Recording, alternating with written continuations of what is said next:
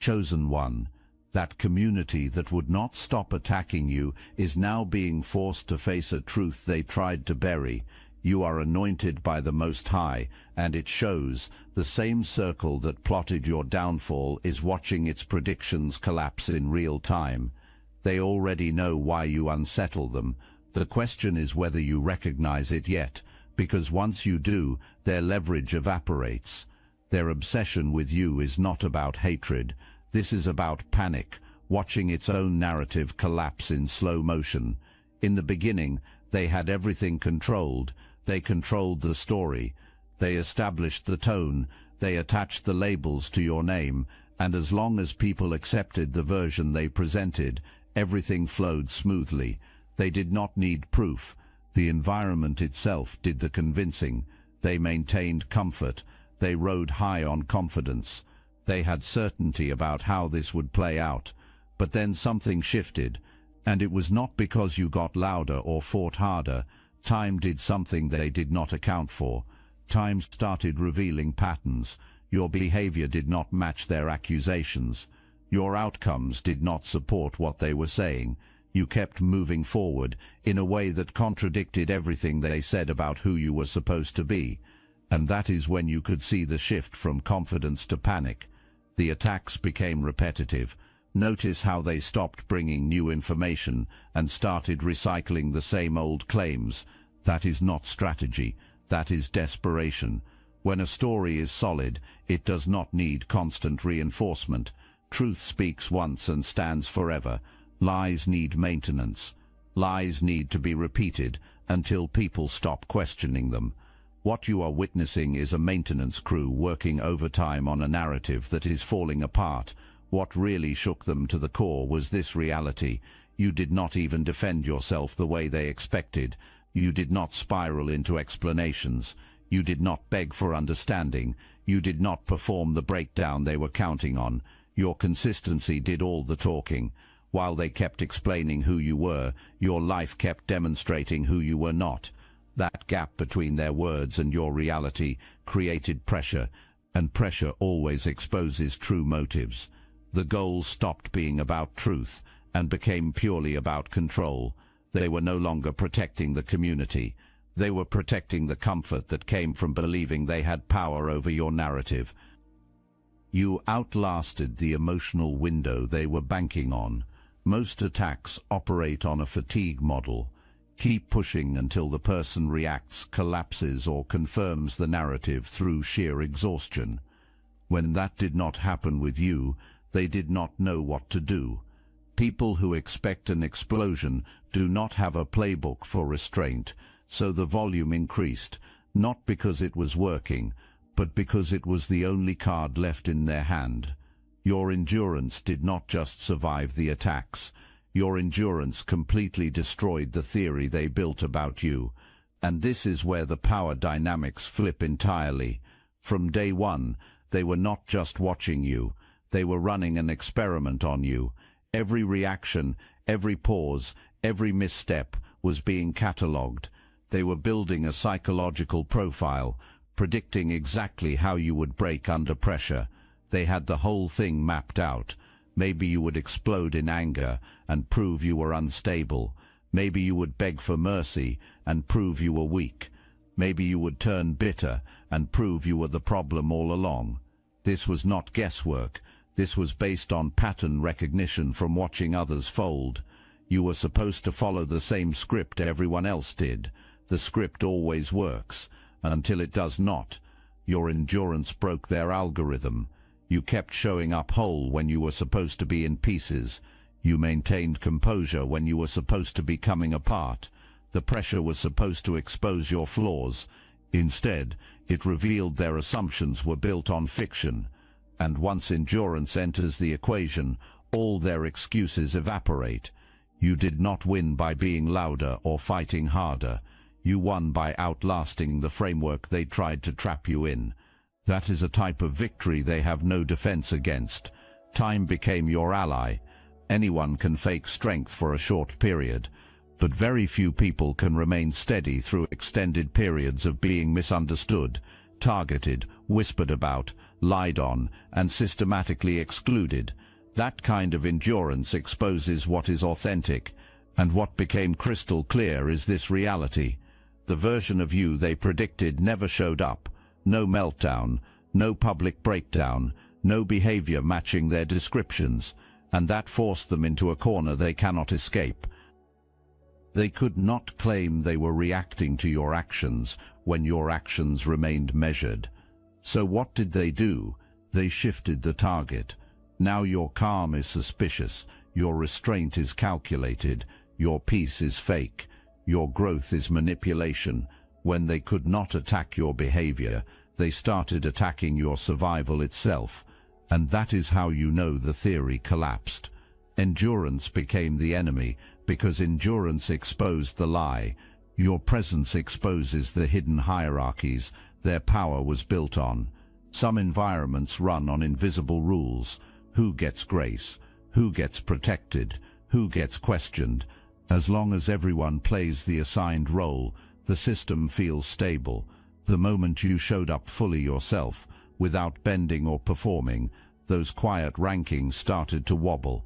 Not because you challenged anything directly, but because your presence made certain advantages visible.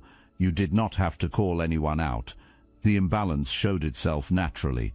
People noticed who was allowed to make mistakes and still be defended.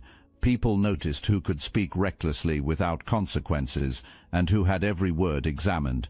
Once those patterns become obvious, authority starts to feel fragile.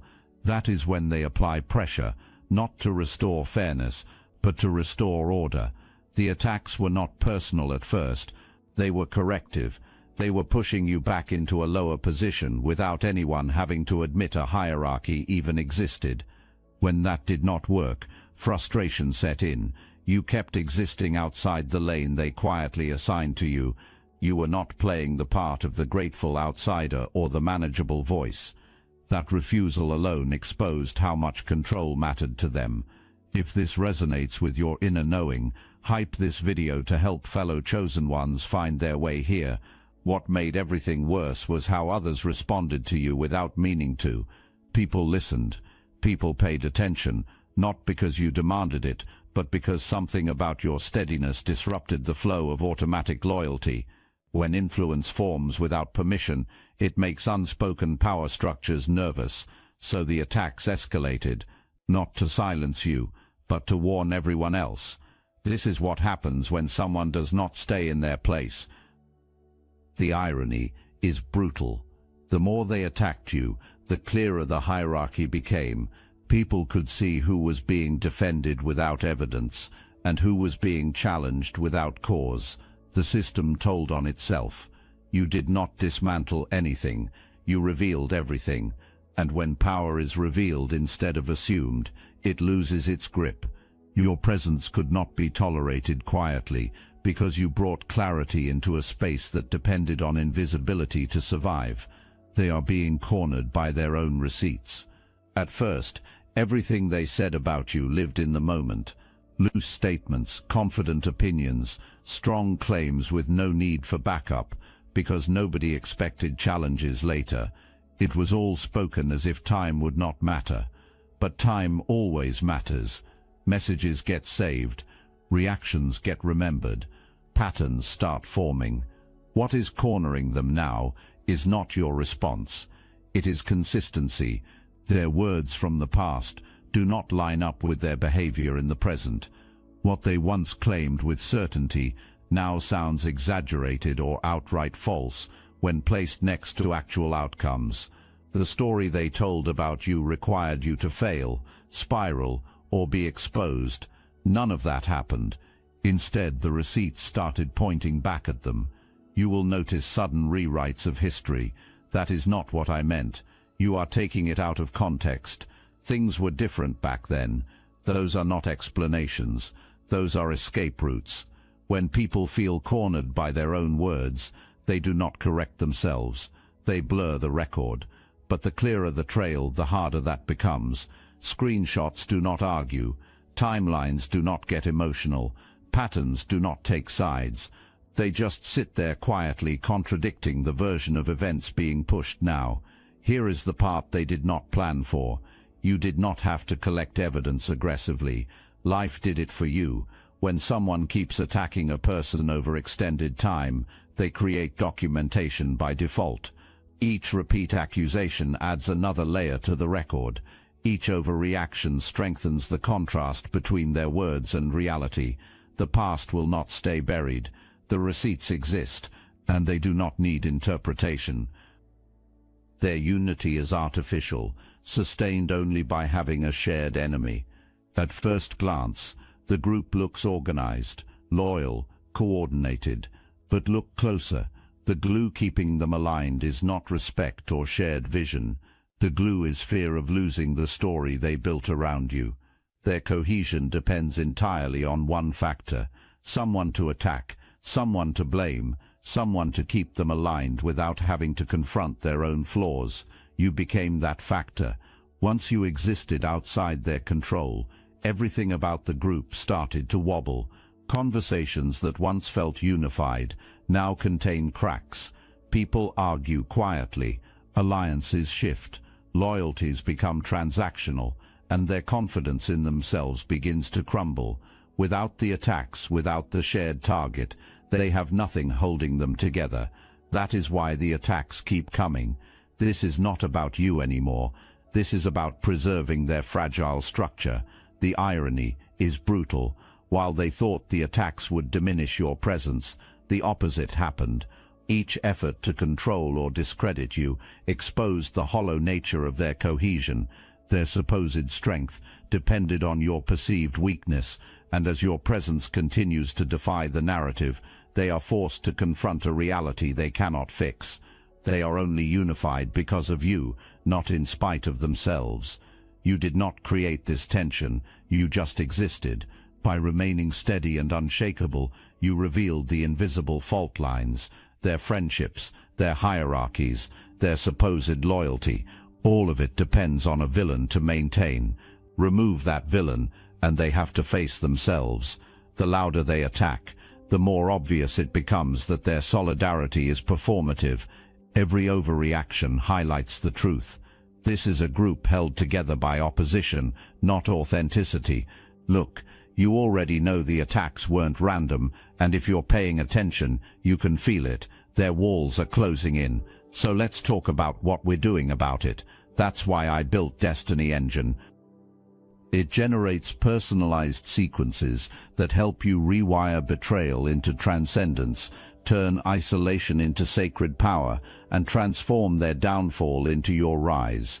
We are using the Dark Elite's own weapons against them, taking their declassified consciousness technology that programmed competition and scarcity and repurposing it to serve cooperative intelligence. The beauty is, you don't even have to lift a finger. You put on the headphones, press play, and your subconscious is rewired while your enemies collapse under the weight of their own lies. This is why I created it in the beginning, so everything they did to break you becomes fuel for your purpose. The collective upgrade is underway. Start your Destiny Engine for $1 today and watch divine justice accelerate in your life. Link in the description. You did not recruit followers. Witnesses formed naturally. Your influence was not loud. It did not need a campaign or an explanation. People started noticing, not because you told them to, but because they could not help but observe the way you moved through life, the choices you made, the calm consistency you carried. That alone terrifies groups that thrive on control. They expect influence to be manufactured, attention to be bought, loyalty to be earned on someone else's terms. You broke all of that without trying. The witnesses around you did not join to prove a point. They simply observed and understood something the attackers refused to see. That quiet recognition is the most inconvenient kind, because it cannot be discredited easily. Verbal attacks can happen, actions can be distorted, lies can be repeated, but people cannot unsee what they have already witnessed. Real recognition grows organically. Manufactured loyalty collapses under pressure. This is why the attacks escalate. It is not just that you exist. It is that people are noticing and validating your integrity on their own. Your presence becomes a benchmark, a silent standard that exposes who acts with authenticity and who does not. Every attempt to manipulate perception backfires because the truth of your character is already visible to those paying attention. It cannot be faked or erased. They struggle with this because they believed they controlled influence. That recognition only happens if they allow it. But when it forms naturally, it flips the entire power dynamic. The more people quietly acknowledge what they see, the more frustrated they become. And the most humiliating part for them is this: you did not need to guide or persuade anyone. You did not orchestrate admiration or force understanding. It formed because of who you are, not who they hoped you would be. That realization forces them to confront the one truth they cannot argue. You are recognized because you earned it effortlessly, and nothing they do can change that. The attacks reveal that they studied you more than they ever studied themselves. When a community obsesses over someone, it is rarely about curiosity, it is about control. They catalog your habits, they analyze your words, they scrutinize your decisions, they memorize your patterns. They think that if they know you completely, they can predict and manipulate you. They dedicate time, energy, mental bandwidth to dissecting every move you make, all while they conveniently ignore the glaring contradictions in their own behavior. The irony is brutal. They understand you better than they understand themselves, and that imbalance fuels their frustration. Their attacks become frantic, because deep down they know you are untouchable in the ways that matter. They have studied you enough to realize that evidence, truth, and consistency are on your side, but they have not studied themselves enough to adjust. Every accusation they throw is a reflection of their assumptions, not reality. By focusing so much on you, they have trapped themselves in a loop of comparison. They constantly measure their perception against your actual presence, and constantly fail to reconcile the two. This overanalysis exposes their weakness. The more they monitor, the more obvious their obsession becomes. They try to predict your reactions, but you rarely react the way they anticipate, and that unpredictability shakes the foundation they rely on. They expect control because they studied patterns, but studying someone does not equal understanding them. Meanwhile, they remain blind to their own hypocrisy. They have not examined their motives or insecurities with the same intensity they use on you. What the attacks reveal most clearly is this reality. The obsession is not about you being a threat. It is about them confronting the fact that they have invested more effort into dissecting your life than understanding their own. That realization terrifies them, because it means all their strategies and narratives crumble when placed against the simple fact that they are acting out of fixation, not wisdom. They are being forced to admit you outgrew the role they assigned you. From the very beginning, they imagined you fitting into a carefully constructed box. They decided how you should behave, how far you could rise, how much influence you could wield. Every boundary they drew was meant to keep you predictable, contained, manageable, but you did not stay inside that box. You grew beyond it in ways they could neither anticipate nor control. Your growth is not flashy or performative. It is steady, undeniable, natural.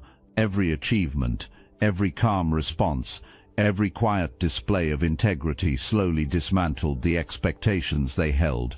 And that is what makes them furious. They did not just want you limited, they wanted to define your limits. By refusing to conform, you forced them into a moment of brutal honesty. The narrative they had written about you no longer applied. The role they assigned did not exist anymore. This revelation is unbearable for a group that thrives on certainty.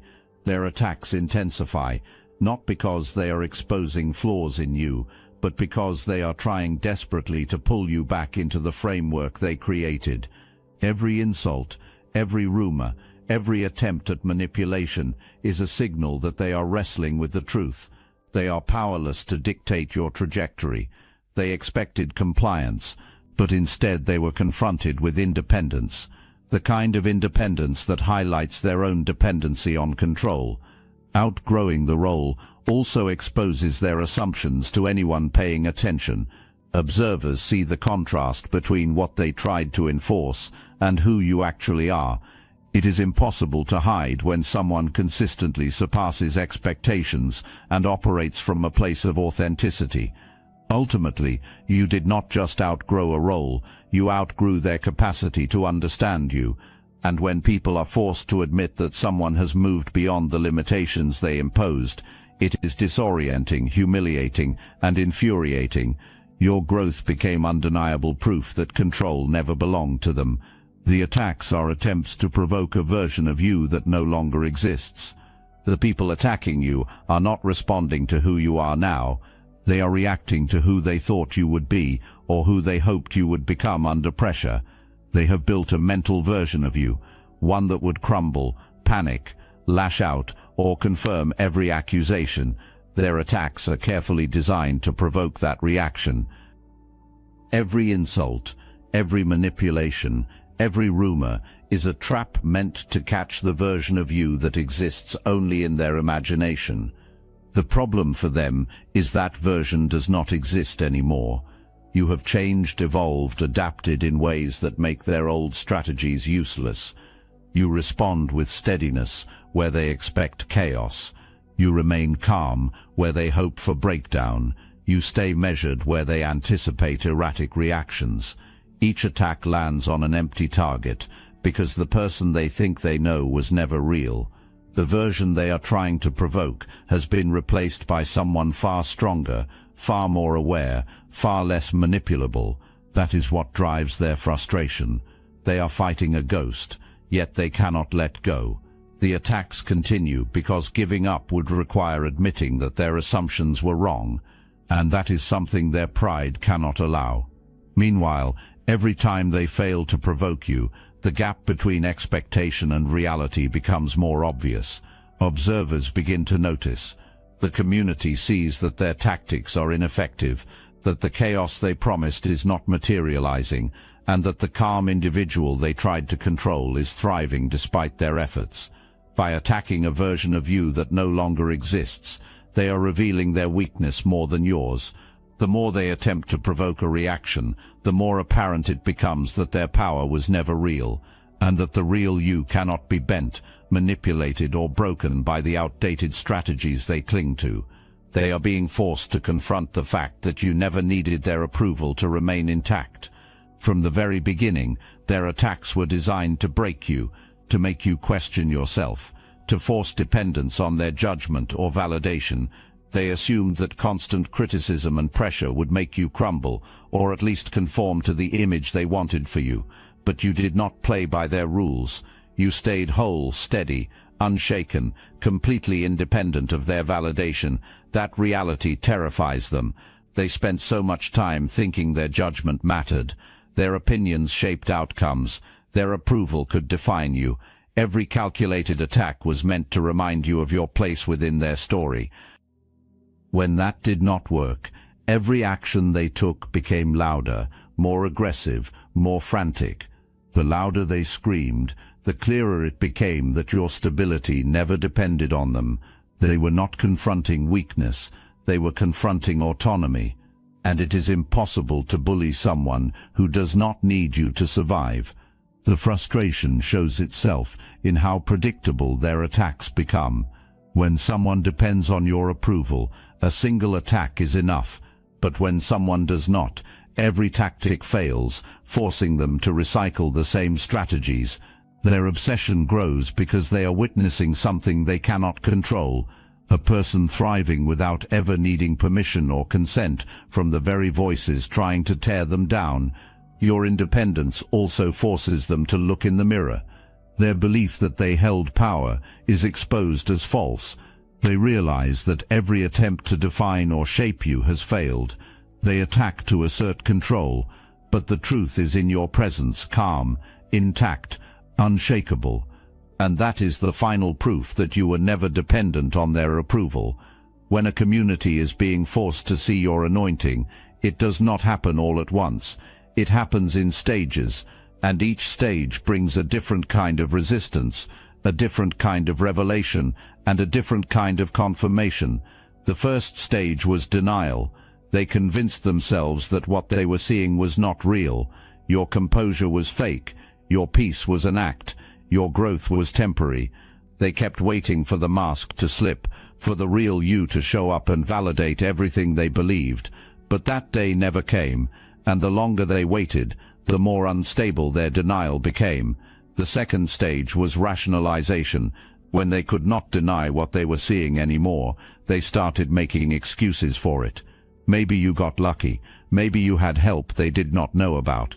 Maybe the timing just worked in your favor. Anything to avoid admitting that their assessment of you was fundamentally wrong.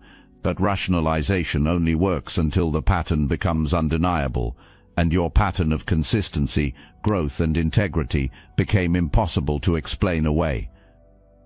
The third stage is where most of them are right now: forced acknowledgement. This is the most uncomfortable stage for them because it requires them to hold two contradictory truths at the same time. They know you are anointed. They can see the evidence. They can feel the shift. But they are not ready to say it out loud, because saying it out loud means admitting everything they built their identity around was false. So they are stuck in this painful middle ground, attacking you publicly while privately wrestling with the reality that nothing they do makes a difference, spreading rumors while secretly watching to see if those rumors affect your trajectory. They already know the answer, but they keep testing anyway, hoping that maybe this time will be different. The Most High did not just protect you through this season. The Most High positioned you in this season because your anointing needed opposition to be fully revealed. Not to you. You already knew you were called. But to everyone watching, the attacks were not designed to destroy you. They were designed to document you. Every assault became evidence. Every lie became testimony. Every attempt to diminish you became proof of what they were actually dealing with. Think about the precision of this. They could have ignored you. They could have moved on. They could have let you exist in peace, but something would not let them. Something kept pulling their attention back to you. Something kept making them obsess over your every move. That was not their choice. That was divine orchestration. They were being compelled to create the very evidence that would confirm what they were trying to deny. Every meeting they held about you became a recorded testimony of your significance. Every conversation where they analyzed your actions became documentation of your influence. Every moment they spent trying to figure you out became proof that you operate on a level they do not have access to. They thought they were investigating a problem. They were actually chronicling a calling. And the beautiful part, they cannot stop now, even if they wanted to, because stopping would create a different kind of problem for them. If they suddenly went silent about you, people would ask why. What changed? What did they discover? What are they not saying? The silence would be louder than the attacks ever were. So they are trapped in a cycle of their own creation, forced to keep providing evidence for the very thing they are trying to disprove. Every attack they launch releases a blessing they cannot block. Every lie they tell activates a truth they cannot suppress. Every door they try to close opens two more they do not even know about. Because when you are anointed by the Most High, opposition does not subtract from your assignment, it multiplies it. They are literally working for your promotion without knowing it. Every time they say your name in a meeting, they are spreading your influence. Every time they warn someone about you, they are creating curiosity. Every time they try to isolate you, they are positioning you for divine connections that would not have happened otherwise. Their resistance is your advertisement. Their rejection is your redirection. Their attacks are your announcements. You are entering a season where your anointing precedes you, where doors open before you knock, where favor finds you before you seek it, where recognition comes without you pursuing it, because the Most High is shifting you from the season of testing to the season of manifestation. Everything that was proven in private is about to be demonstrated in public. Everything that was developed in obscurity is about to be deployed in visibility, and the same community that attacked you is going to watch this unfold. They are going to see opportunities come to you that they thought they controlled. They are going to see influence develop around you that they thought they could prevent. They are going to see resources flow to you that they thought they could block. And every single thing they witness is going to be another forced acknowledgement that you were never who they said you were. This is why the attacks are intensifying for some of you right now, not because you are doing something wrong, but because you are about to break through into something they cannot ignore. The enemy always fights hardest right before a major shift. Opposition always gets loudest right before significant elevation.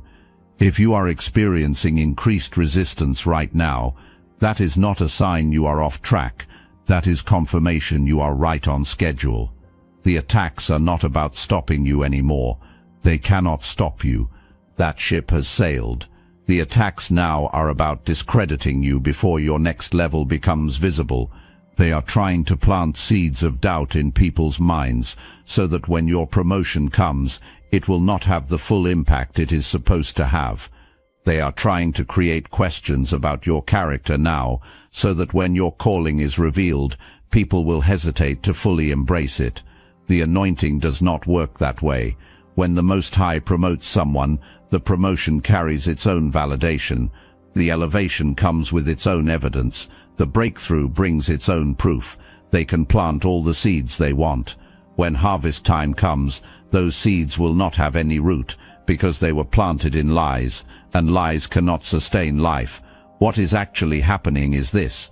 Every attack is separating the people who are supposed to be with you in the next season from the people who needed to stay in the last one. Every lie is revealing who is discerning enough to see through deception, and who is comfortable believing whatever confirms their bias. Every assault is dividing the witnesses from the participants, the observers from the attackers, the wise from the foolish. The community that will not stop attacking you is being forced to see you are anointed by the Most High. Not because you told them, but because reality showed them. Not because you defended yourself, but because your life defended you. Not because you fought for recognition, but because recognition found you anyway. And now they have to live with the truth they tried so hard to suppress. You were never the problem, you were the mirror. You were never the villain, you were the disruptor. You were never the threat, you were the standard. And every attack they launched was just another confirmation that you carry something they do not have, cannot get, and will never understand until they stop trying to control what they should be learning from. This is your moment, chosen one. Not to gloat, not to get revenge, not to prove them wrong. This is your moment to step fully into the authority you were always meant to walk in. Because the season of attacks was not about destroying you, it was about documenting your strength. It was about verifying your calling. It was about confirming your anointing in a way that cannot be denied. They thought they were writing your obituary. They were actually writing your introduction. Every attempt to stop your story just added another chapter. Every effort to silence your voice just amplified the message you carry. Every strategy to block your path just redirected you towards something better than where you were heading anyway. And now, as the truth becomes undeniable, as the evidence speaks for itself, as reality refuses to bend to their narratives, they are being forced to see what was always true. You are anointed, you are chosen, you are called, and nothing they did, nothing they said, nothing they tried could ever change that. Because the anointing does not come from people, it comes from the Most High, and what comes from above cannot be removed from below. The attacks documented your strength, the opposition verified your calling, the resistance confirmed your direction, and the community that would not stop talking about you just spent all this time building your testimony for you. You are anointed. The whole community is being forced to see it, and there is nothing they can do to change that reality. Welcome to your confirmation season. This is where the attacks that were meant to break you become the platform that elevates you. This is where the lies that were supposed to bury you become the soil that grows your next harvest. This is where the community that tried to write you off becomes the audience that watches you walk into everything they said you would never have. The game is over, not for you, for them, because you already figured it out. And once the anointed know who they are, there is no attack strong enough, no lie convincing enough, no opposition powerful enough to change that truth. You are anointed by the Most High, and they are being forced to see it whether they want to or